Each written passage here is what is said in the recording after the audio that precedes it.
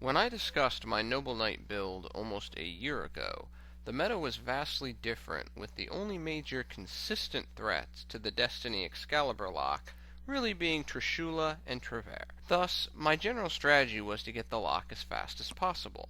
Obviously, the meta has changed significantly, both in the types of decks and their available weaponry to break the lock, especially on the generic level with the introduction of the kaijus and new Mirror Force variants that remove without targeting or destroying. Unfortunately for Noble Knights, these changes make lock breaking much more common now than in the past. Therefore, I feel that for Noble Knights to compete, they must adjust to this new environment. Gone are the days when getting a king on the field as fast as possible with little regard for the existing environment and expecting it to rule the field is a high-quality strategy. Now one must focus on utilizing the innate strengths and just plain annoyance factor of the Noble Arms card to re-equip themselves to valid Noble Knight targets. For while more means to break the lock now exist, fortunately for Noble Knights, outside of the Mirror Force family, a vast majority of these lock-breaking elements can only address a single monster at a time. So, how does my deck change? Starting with the subtractions, with the change in strategy away from getting the king lock as fast as possible due to the new various threats, I dropped the 3 Mystic Tomatoes, for getting Merlin is still important, but certainly now not that important. Without the 3 additional dark targets, summoning Blackluster Soldier and Void at the beginning is much more difficult, making it less consistent, so it gets dropped as well. Sadly for all warrior decks, Reinforcement of the Army is no longer at 3. Thanks, Teller Knights! So 2 copies are dropped. Also, a small Noble Arms lineup shakeup leads to Noble Arms Gallatin dropping from 2 to 1, and Destiny dropping from 3 to 2. While Destiny is still the most important Noble Arms in my opinion, especially with this change in strategy, I do need the room for the additional card. Again, due to less emphasis on getting the King lock, in addition to more destruction resistant and a floating meta, I dropped the 2 copies of Darkhole, 1 Book of Moon, 1 compulsory evacuation device, and 1 torrential tribute. Finally, due to deck space issues as well as changes in the meta, I dropped the 1 copy of Bottomless Trap Hole.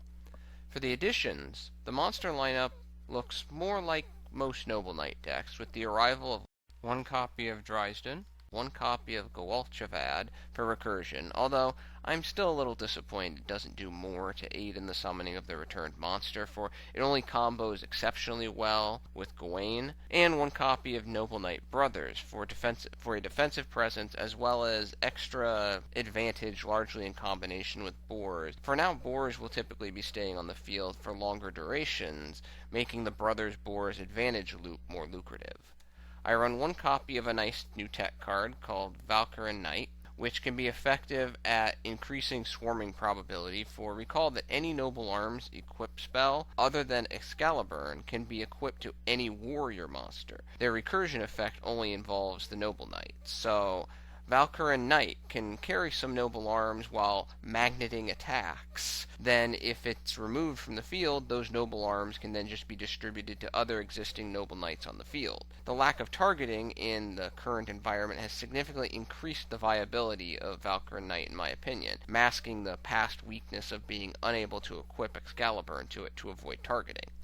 The secondary summons effect is not applicable in this build other than for the rare chance I have high Laudsallyn in the graveyard after a synchro summon, for I don't run either of the main deck level 5s. Finally, I run 1 copy of Glow Up Bulb for synchro versatility. For the spells, without the ability to hide behind the lock to build resources, draw power becomes more important. For those who know my previous builds, I preach it consistently.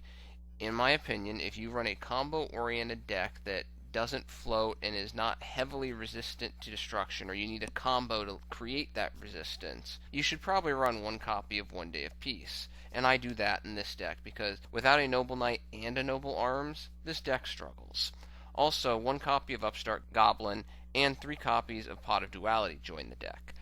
Pot of Duality is important for consistency purposes, as Medraut or Boars on the field, properly equipped, is fine in lieu of 1 king, so the no special summons condition is not significantly detrimental.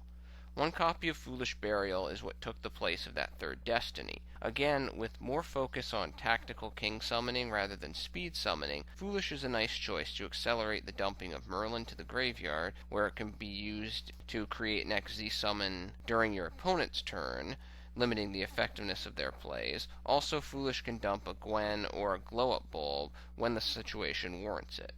Closing out the spells, in the most noticeable sign signifying the change in the meta from the first build, I run 2 copies of Notable Arms Arfeudutyr. I maligned this card rather strongly in the original build, but the type of back row has dramatically shifted from lots of chainable traps like Fiendish Chains, Breakthrough Skills, Compulsory Evacuation Device, etc., to non-chainable traps dominated by Solemn and Mirror Force families. Thus, Arf now has a much stronger probability of producing pluses rather than just a 500 attack point loss for a possible slight inconvenience to the opponent.